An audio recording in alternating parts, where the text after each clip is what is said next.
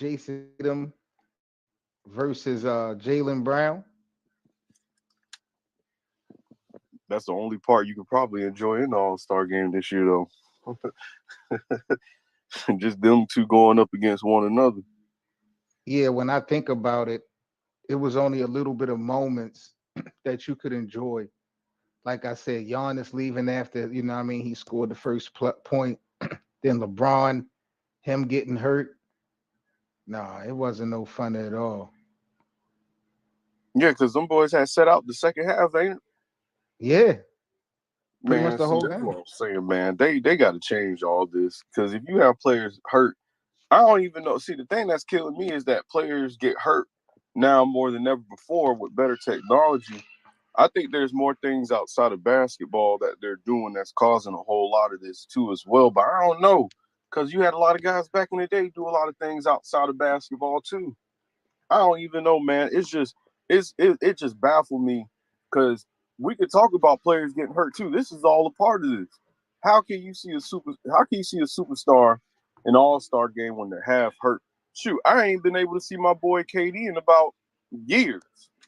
That's a I ain't fact. seen him in an all-star game in years. The last time I think I remember him being in an all-star game was when we had it down here in the Carolinas, down there in Charlotte, when him and Kyrie was planning on teaming up. Man, let me tell you, that was one of my favorite All Star games ever, man. We had the whole city packed, man, just packed. Oh yeah. Shoot, right by Charlotte Hornets Arena, but that's what I'm saying, bro. I feel like All Star hasn't been the same.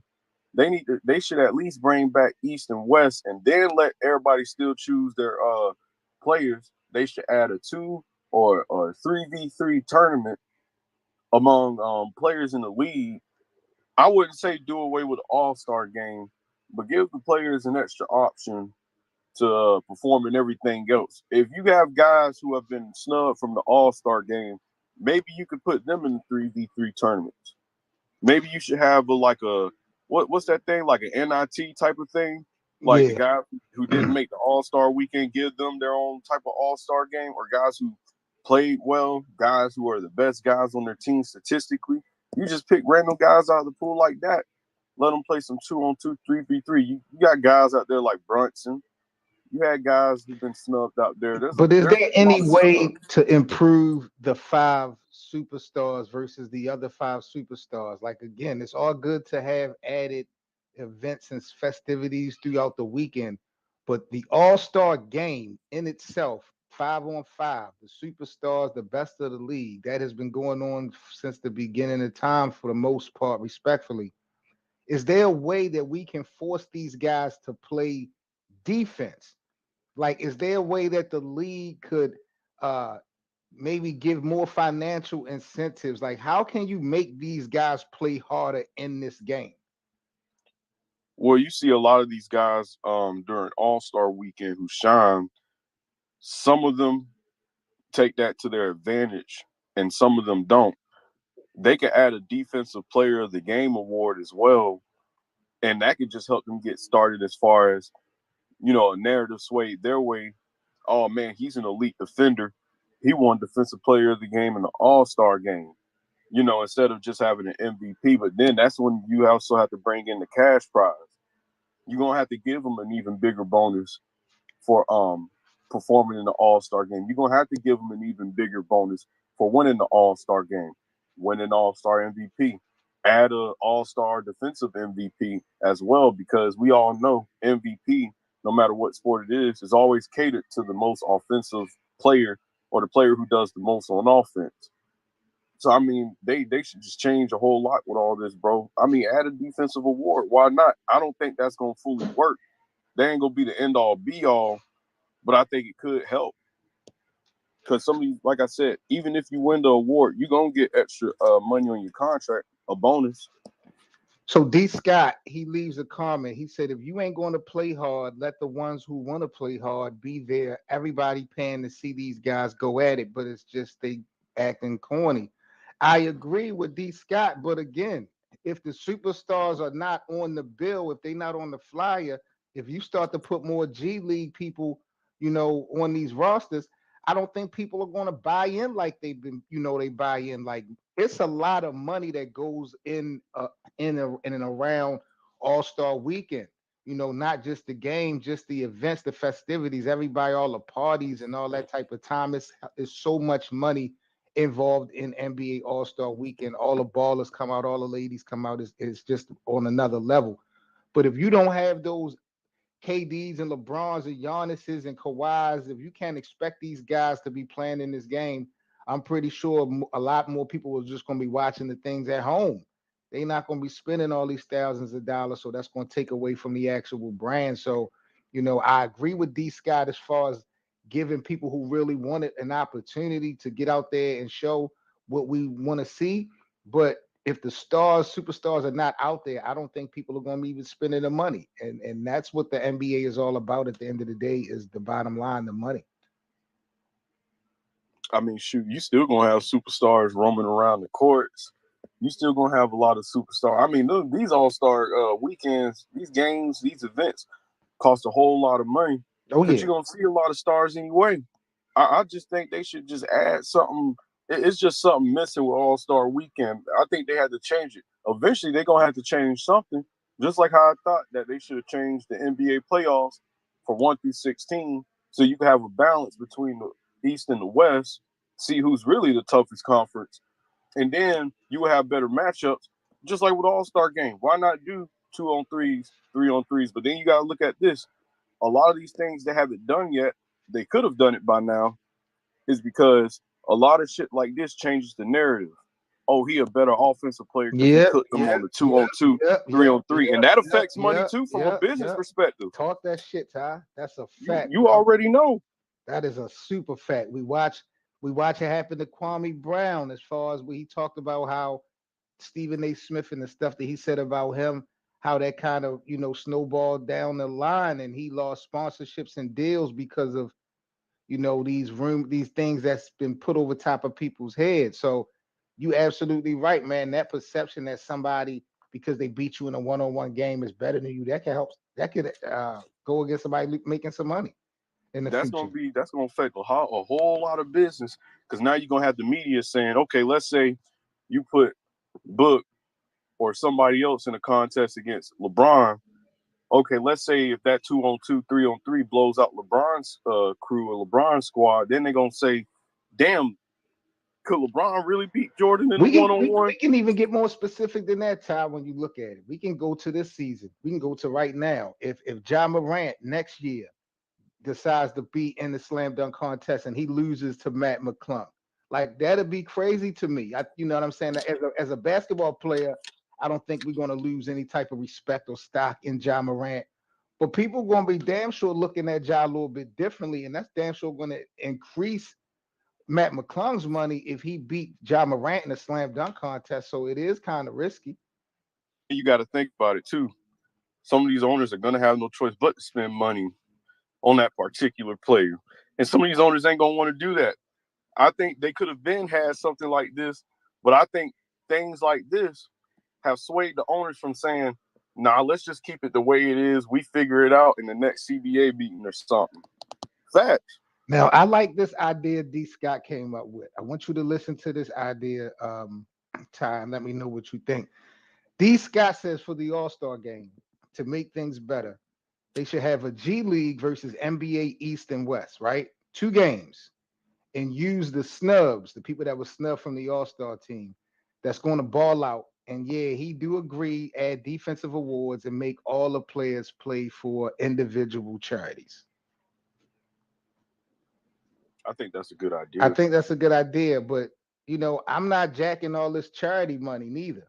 Some of these guys want this money for their pockets and for their families and for their little dealings and situations.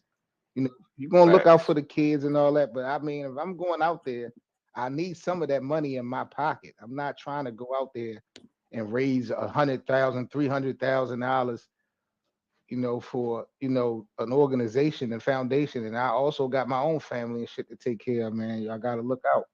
And shoot, I already got my own foundations and charities that I already donate Absolutely. to. How much y'all want me to Absolutely. donate to them? Absolutely. People definitely got to take that in consideration. A lot of athletes and entertainers have their own little, charities and donations. They may not be big and heard of, but they definitely, doing their contributions for sure. All right, man. So let's get into some news, bro. That's done happened in the NBA before we get up out of here, man. We doing the little Twitter Spaces thing, man. Here on Twitter. Salute again to my guy Ty TV. We're gonna be at it with you guys every Tuesday and Thursday here on the Spaces, 9 o'clock a.m. Eastern, man. So make sure y'all follow us on Twitter as well as on YouTube. I'm actually live streaming on YouTube as well. So I'll go ahead and put our YouTube channels in the live chat so you can follow us here at the Best of Seven on YouTube and Ty TV on YouTube as well. Ty, what was your thoughts, bro, about the news of Pat Bev going back to, well, going home and playing for the Chicago Bulls? I think the Bulls need someone in that locker room because if you look at the way they lose a lot of these games, it's like the way that they're losing a lot of these games. You need somebody in that locker room. You need someone who can play consistent D against a lot of elite opposing guards. Now he might not be the best person in the world to do it, but he is that guy that can change your locker room. Look at, for example, when he was on the Clippers, they had a team full of role players. Look at the Minnesota Timberwolves when he was there, helped them get into the playoffs, helped take them to a 7 game series. You know, he might not be the most skilled player in NBA, but having a guy on your team like that just makes everyone have a tougher mentality. Like, if there's any team I wouldn't mind him being on, shoot, if Boston had him, Boston would be a totally, or even more totally different team than they are right now.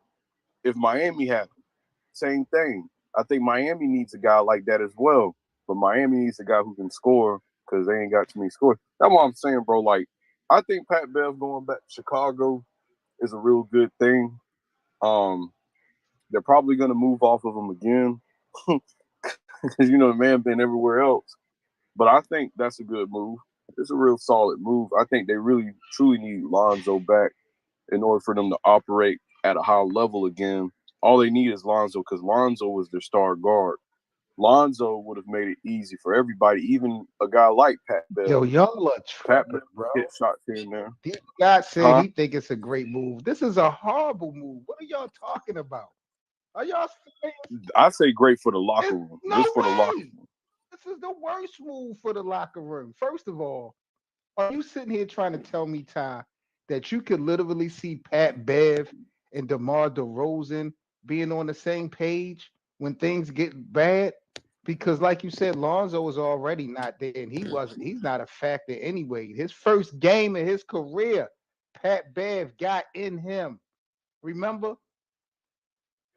Yep. His first game of his career, Clippers Pat versus Bev got Lakers. in him. So, and I don't like Pat Bev going to Chicago. I don't like it. I know he definitely brings a defensive presence. He's a veteran. He brings grit. He will play every night. He's a dog.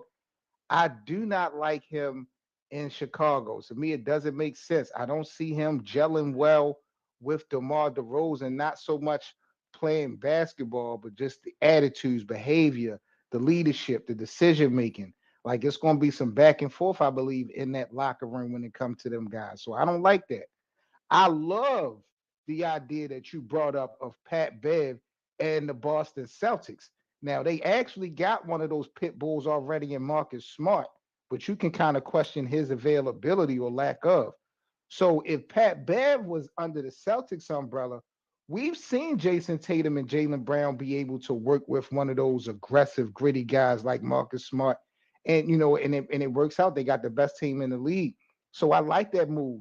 I actually like it in Miami as well. But the point that you had made about the offensive the production that's going to be needed, Pat Beverly is not going to be able to produce that. So Miami probably wouldn't be a good fit. I love the Boston look. I think he was spot on with that. But him going to Chicago, bro, I'm not jacking this one. I swear, I don't know what the.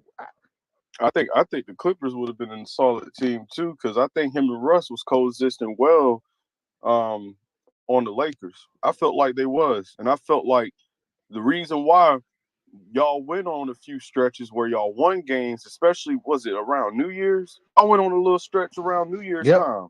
And I remember Pat Bev and Russ was just talking that shit to everybody on the court. And it just brought more toughness to the team, especially late in games. Y'all needed that toughness late in games because I felt like losing a lot of those guys that you have lost over the last couple of years, you just don't have that toughness no more. Oh, you're right. You're absolutely right. Now, the biggest talk over the last couple hours, really the last 24 to 48 hours, once the buyout is official in Utah, it looks like Russell Westbrook is going to be rejoining PG, Paul George, and joining Kawhi Leonard in LA with the Clippers. Now, if you remember, Ty, Paul George left Russell for Kawhi back in 2019, right? But who wouldn't though? But what I'm saying is you have to consider the history that they had in OKC those 2 seasons and how the story, the narrative went with Paul George going to the Clippers. It was kind of a sneaky snake kind of move, at the time. At least that's how the media was portraying it. How much of an impact, though, at the end of the day, do you think Russ is going to have with the Clippers, bro? A Really? huge impact.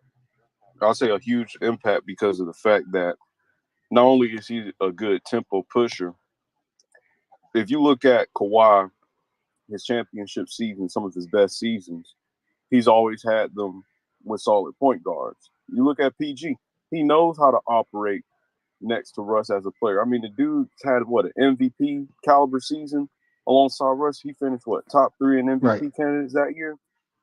And then also at the same time, I like Mason Plumlee. Mason Plumlee's a good backup guy, but Zubac is really technically your only reliable center, big man on the team. Now Plumlee can shoot threes, Plumlee can play make, Plumlee can do a whole lot of things, but Plumlee is not known as Right. a cleanup guy. And then he's older too. You don't expect the guy to be that older to be a cleanup guy. Now Russ is older too, but you see, Russ still has the athleticism. Russ No, is I that just type don't of say guy. Russ. It's circles clappers. What you say? What you say, But Joseph? wait, what? Yeah, yeah. I'm a like 7 or 8 years Russ Okay. fan. I've been always watch his game. I know he's just a don't. He can't catch this lead. Whatever he's in Lakers or in Clippers, he doesn't suit the team.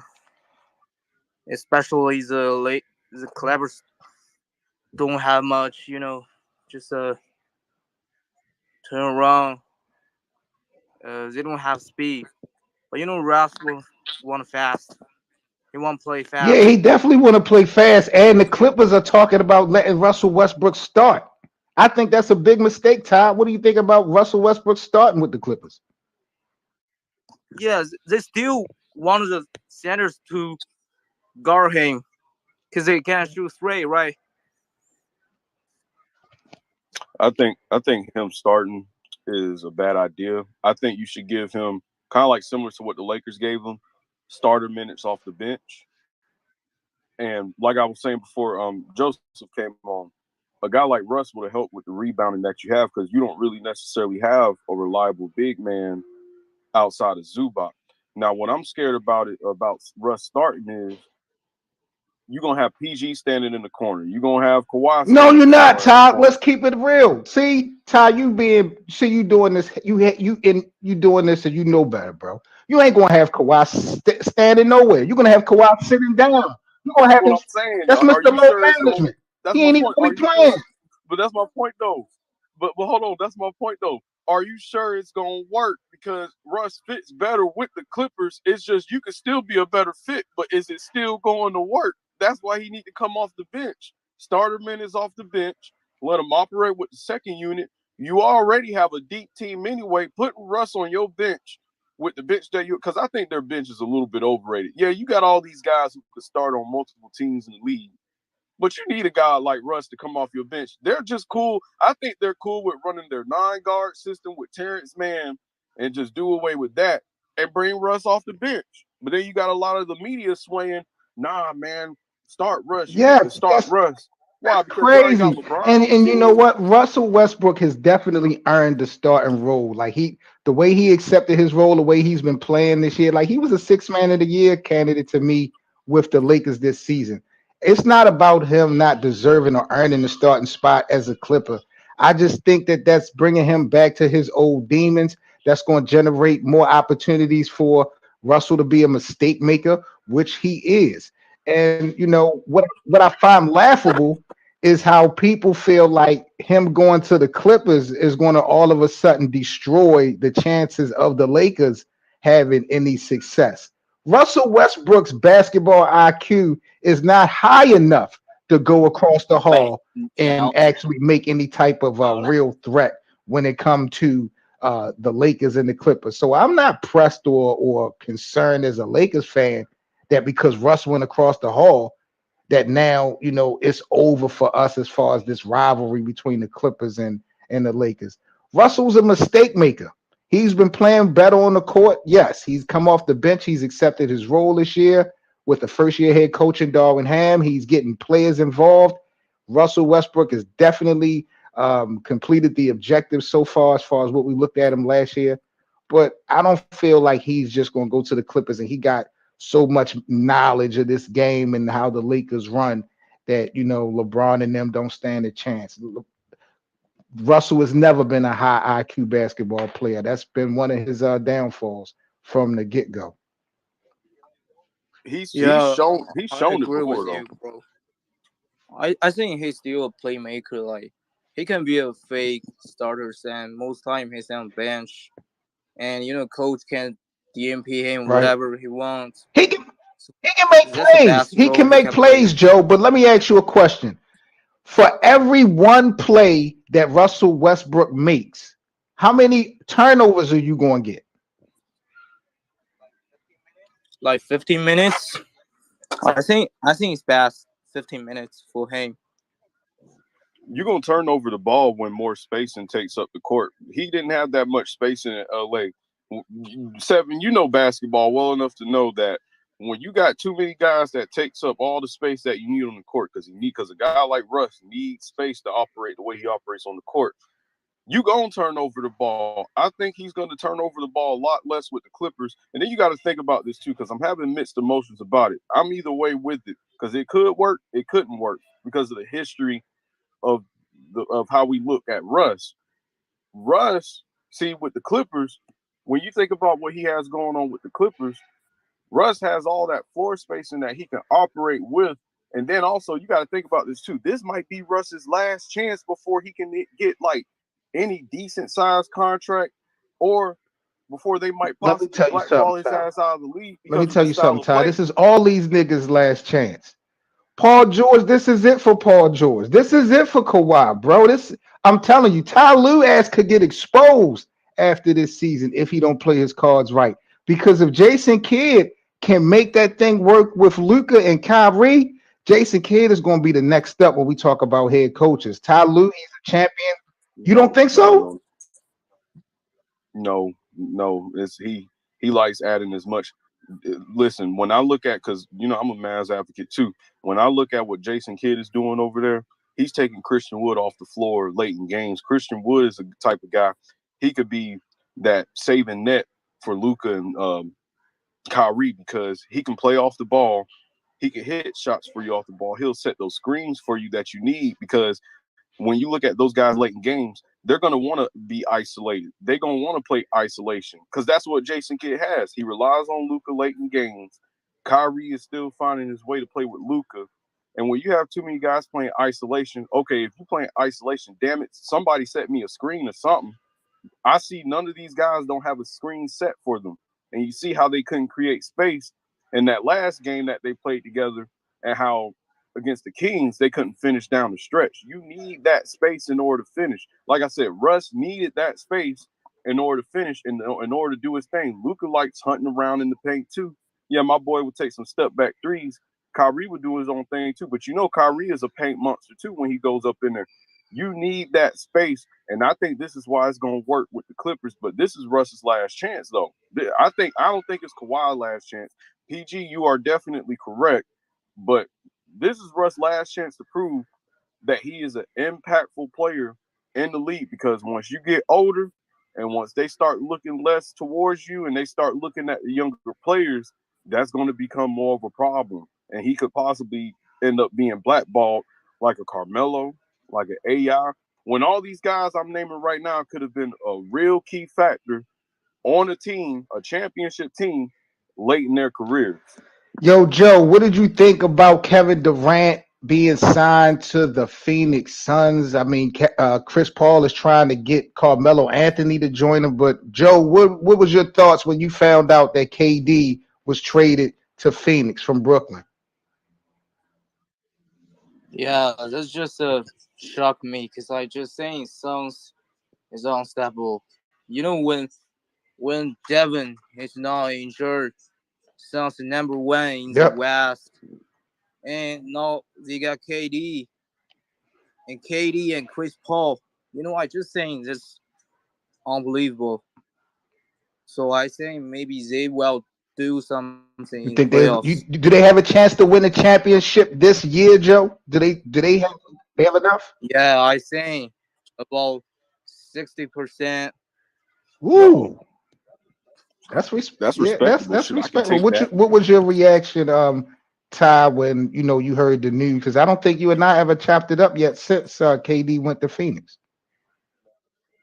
Man, let me tell you this right now. As a KD fan, diehard all time KD fan, number one, I'm gonna tell you this right now. This changes everything. I've never seen him play with a playmaker of the caliber of a Chris Paul. I've never seen him play with another talented off-ball player, because I'm a Kentucky fan too. I've watched Devin Booker for so long. Devin Booker is like Klay Thompson. A lot of people compare him to Kobe. He plays like Kobe a little bit, but he's not aggressive enough to be a guy like Kobe. But when you look at him, he's like a Klay Thompson that can create his own shot better. And with those off-ball movements between him and KD, it's gonna be dangerous. It's gonna be hard to stop. It's really gonna be hard to stop. KD's using the post a little bit more in his career. Chris Paul and Devin Booker, it's just like how it was when he was on the Warriors. Then you got to also add in the fact he has a big man. Now, regardless of what you think about DeAndre Ayton, DeAndre Ayton is a That's a solid fact. guy. He gonna bring it for you every night. And I think with a guy like KD is an energizer bunny too in some sort of way. You see it when he was playing in Brooklyn. You seen it when he got hurt, how the team went down. I think he's going to put a battery inside DeAndre Ayton's back and turn DeAndre Ayton into a whole complete different monster. And this too, everybody is sleeping on the bench. You got Londell, you got Okogie. We just picked up Terrence Ross. You can still use Terrence Ross as a player in this league. We got TJ Warren. Londell is another 6'11 guy. TJ Warren's another sizable guy who's a willing defender. I think people are sleeping on his bench. I think a lot of people, Josh Okogie is young. We still got some young thoroughbreds on the team. You know, Aiton, Booker, Okogie, Londell. I think a lot of people are sleeping on what we might do, what we might be able to do. I think KD has to be looked at very differently if we win the title in Phoenix this year. You have to look at him differently. Not saying you put him on the GOAT level, but you have to. What do you think about expectations? Is Phoenix going in at this point a clear cut favorite, at least in the Western Conference, to represent in the NBA Finals, or do you think it's still up for grabs in the West? I'm feeling a little bit of both ways, but I'm 80%. You know how I feel. 80% is up. It's Phoenix's. It's Phoenix's Western Conference Finals championship to lose. It is because you have guys who went to the finals before. You have KD, who is a proven champion. And when you bring all that together, CP3 has never won a ring before. Devin Booker's never. None of these guys have won a championship. Phoenix, as a franchise, has never won a championship. Back in the day with Barkley, and back then with Steve Nash. Now Steve Nash didn't get to the finals, but back in the day with Barkley, you lost championships. I mean, you lost championships in the past. If KD wins the title in Phoenix, I'm telling you, it's going to be a whole different. Because now, not only did he win the title there, it's going to set the brand for smaller markets like Phoenix. And Phoenix really ain't a But small market. But if you look at a lot of these small market teams are starting to they're gonna be looked at very differently But with what more about value. the Carmelo Anthony effect? Another guy who has not yet, reached the pinnacle. Um, I'm glad you Chris asked that. Paul is I'm real glad campaigning you for asked that because him. Carmelo, he's from out here in Boston's home team. But does Carmelo fit as a good addition? Like, what does Carmelo do to the chemistry that the Phoenix Suns are looking to generate in these next 20 something games if he's added? see, I've been asking for Carmelo to be signed when KD was in Brooklyn, and you bring him to Brooklyn. Carmelo coming to Phoenix. I don't think it's going to be a huge chemistry thing. I think it will put just a slight bit more pressure on us because Carmelo is also a guy. He needs to win his own championship. This might be his last chance. Carmelo being on this team, Carmelo would fit on this team because he already changed his game to where he's more of a spot up guy. You see, when he gets the ball in his hands, he can still operate not the same as he did back in the day, but he can still do that jab. See, Carmelo had the nastiest jab step of all time. You can't tell me Carmelo ain't had one of the nastiest Absolutely, jab steps. absolutely, a trick setter. And, and, and Carmelo can still hit that mid range for you at a high level. Carmelo was one of the best corner 3-point shooters in the league whenever he was playing. I think Carmelo deserves a chance. Carmelo is that type of guy. Like I said, he could be that net saving for the bench in Phoenix. I'm telling you, Carmelo will help this bench out a whole lot. And yeah, Carmelo's a cone on defense, but you still got to look at the length he possibly brings as well. I mean, all of that is fine and dandy, bro. But as I'm going to say, and as everybody should expect me to say, if LeBron couldn't win this man a championship, how the hell is Kevin Durant going to do it, bro? LeBron could have won him a championship, but Anthony Davis kept getting damn hurt. See, they had a great team, and then they should have never brought Russ in the first place. See, bringing Carmelo in is one thing. You got to look at the difference too. The reason why it might work out with the Clippers didn't have to give up anything to get Russ. They basically got Russ for Right. cheap. You got to look at that too. The Lakers gave up what Caruso, Kuzma, all these other guys to go and get Russ when the Clippers went and ran to him basically in free agency and was like, let's pick you up. Now, I don't know the amount for the contract, but the way the Clippers picked him up and added him to the squad that they already had in the first place, I think gives them a little bit extra credit on their side. Because if you think about it, the Clippers needed a guy like Russ. The Lakers wanted a guy like Russ. People got to understand that. But just LeBron just can't play with Russ because they don't have space. And this is why I think it's a higher chance of working with the Clippers than it was with the Lakers because the Clippers have better floor spacing. He gets to operate at his big guard position where he can still get his rereads, his rebounds, and where he can still. I think he's going to turn a little bit more into a playmaker on the Clippers because He's I going think him and to Tyloo too, had that but can't conversation. And name me catch a coach. Hold on. Russ step. Name me a coach that Russell Westbrook has ever had that was better than Ty Lue. Russell Westbrook has never had a championship caliber coach of a Ty Lue.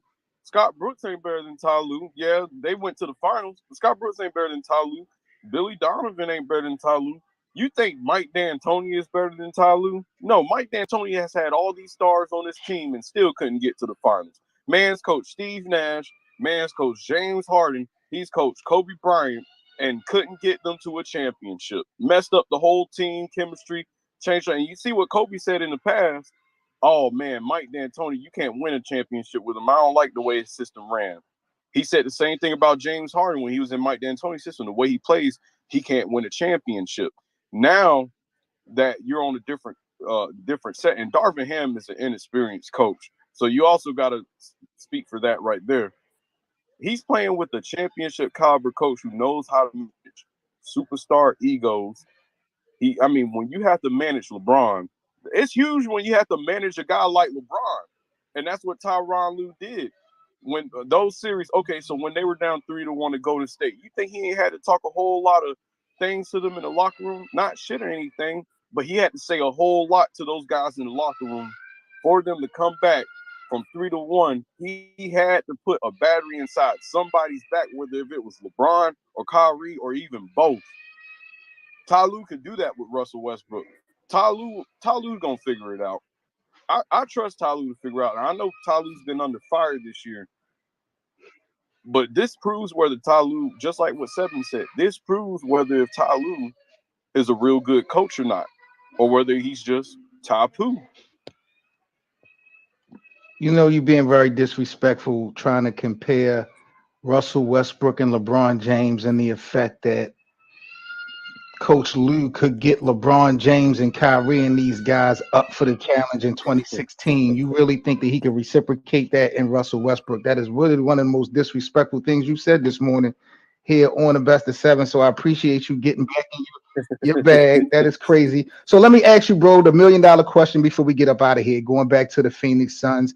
And let's say hypothetically they do pick up Carmelo Anthony before we get into April and into May. If the Phoenix Suns win the Larry O'Brien Trophy and become the NBA champion, who do we give the credit to if they win, and who gets the blame if Phoenix does not get it done this season? I'm gonna start with you, Ty. Kevin Durant, Either way it goes. because now the blame as far as anything else, well, you can't say who to blame it on yet because we haven't lost yet. But it's say who was the reason for us to win. It's because of KD. None of these moves happened without KD. None of these things happened without KD. If you still had that old owner right there, and the old owner was still there when all these moves went down last summer, they gave out the same trade package last summer as they did in the trade deadline. Brooklyn said no. And then maybe the Phoenix owner was being, at the time, was being a little, you know what I'm saying? So now you got a new owner. He wanted KD. Phoenix, like I said, got eliminated in the second round last year, had an overrated season. Remember, everyone called them frauds. Everyone called CP3 an old ass fraud. So that's He my turned point, what? though. And Tamara said either way it goes on when it comes to this, she says Kevin Durant is going to get the blame whether either way, and it's an easy decision according to Tamara. But I'm like, what about Chris Paul? He's the one that's quarterbacking this whole thing if it falls apart. How does CP3 not get any blame for this if they do not make it to June or if they are not hosting the Larry O'Brien Trophy at the end of the season? Wait, so seven.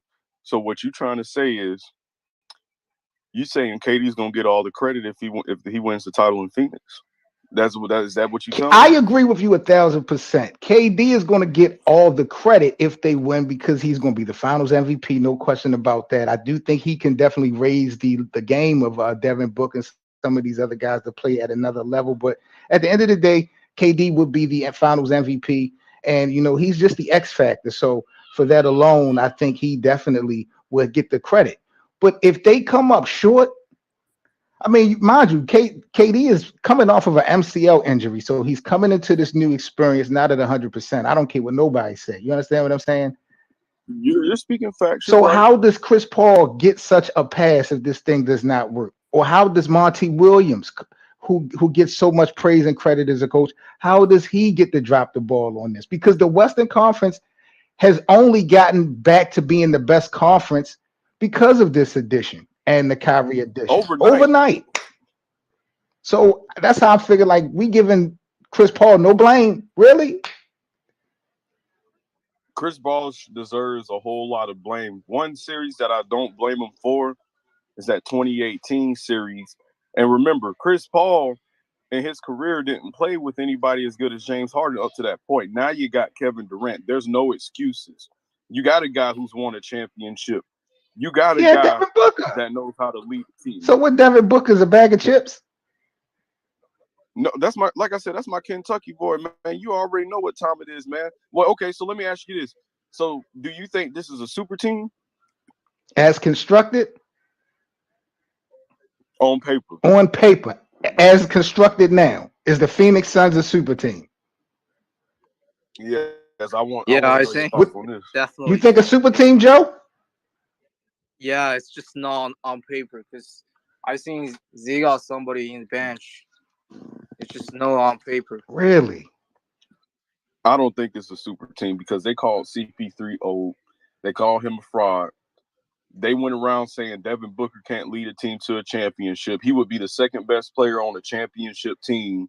He's not ready to do it yet.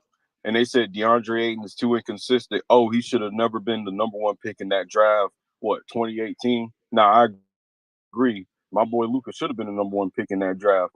But then it was only right that maybe you did pick DeAndre Ayton first because look at what they was trying to build at that time. Maybe they were trying to build something with a guy like KD because I think this KD thing to Phoenix has been in the works for years. All that shit that Charles Barkley been talking, Steve Nash coming around and ruining the team. None of those guys was able to win a championship with Phoenix.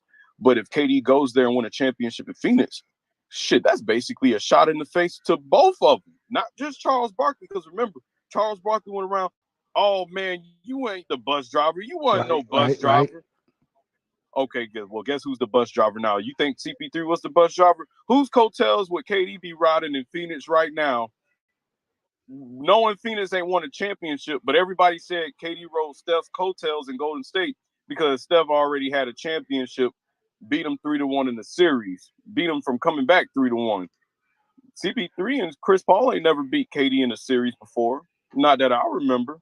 My brother, CP3 and Chris Paul ain't won a my brother championship. says Kevin Durant is the only one that has any type of championship pedigree over there in Phoenix. CP3 can't be the one to blame. They brought Durant over there as the final piece to win. KD will be the one to blame. But again, it's just it amazes me more or less how we give LeBron so much blame for this whole GM thing, and when the decisions are made on the roster, it's LeBron's fault. But Chris Paul is literally quarterback in this situation. Chris Paul is trying to get Carmelo over here in Phoenix. This is Chris Paul's last ride. So That's this is interesting. go This ahead. is just interesting, bro. I'm not going to. That's why I felt like LeBron should have stayed in Miami because No shoot, way. Are you serious? LeBron should Pat Riley would have got the blame, not him. Man, forget Pat Riley. I got a Mitchell report to do on Pat Riley as well, so I'm gonna put that out there, man. But yeah, to answer your question, bro, is Phoenix a super team? Nah, not as equipped on paper. No, I think they are probably the best team when healthy. Um, but nah, nobody's I do, I super. do, I do have my doubts right now. Only reason why I have my doubts about us right now is because my boy Dev got it, and you can't fuck with a hamstring. And then KD's just now coming back. KD's older now. KD's not in his 20s anymore. It might take him a little bit more time to heal off this injury, but with the type of game he has, he could stay on the floor and still be able to heal from this injury because he doesn't rely on athleticism. And that's why everybody was talking all that shit back in 2020, 2019, when they say he will never be the same coming back off of this Achilles. They just brought up Kobe. But I could bring up Dominique Wilkins, who relied on athleticism a whole lot back in his day, came back, boom, was at the same, if not a greater player. I said the same thing about KD. He's going to be the same. We can make an argument right now that KD is the best player in NBA history to ever come back from injuries, and Kyrie is right along with him in that Wow, you just conversation. disrespected the hell They out can of have the Kobe. worst You just injuries. disrespected the hell out of Kobe Bryant. You, I'm gonna, I'm a Kobe guy, but the thing is, we're Kobe gonna was listen, top. listen. We're gonna end the spaces right there because this is a conversation that we're gonna have to start at a top of a show because this one right here is gonna be classic. You just stepped your foot in it. So I'm gonna have to let this one marinate, man. Salute to the NBA community. This is Seven Mitchell. That is the homie Ty TV. We are back at it with you guys on Thursday, man. So make sure y'all follow us here on Twitter at the Twitter Spaces. Special salute to everyone out there in the YouTube live chat. Big up to the supporters of the Best of Seven Sports Talk on YouTube. Make sure y'all subscribe to Ty TV as well on YouTube. Just another quick reminder for our network. We are less than $25 away from our monthly goal. I do want to thank each and every one who has contributed and donated this month towards the network, man. So if you guys could contribute and continue to help us to get to our mission, we definitely appreciate it. Big shout out to Joseph for joining us on the panel today. About to get up out of here, but we will be back with you guys live every morning, every Tuesday, every Thursday on the spaces, and we will be live streaming as well on YouTube. Ty, you got any final thoughts, bro, before we sign the fuck off? Hey, y'all be safe. Y'all be cool. Y'all do y'all thing. Y'all already know what time it Uh, is. We do things the right way and not the that's the light way. shit, man. Salute to you. Big up to my Yeah, brother K. Big up to Tamara for joining us. Chris Whitfield, my dog. Big up to you, man. Salute to Big Fan Breezy. I appreciate the subscription.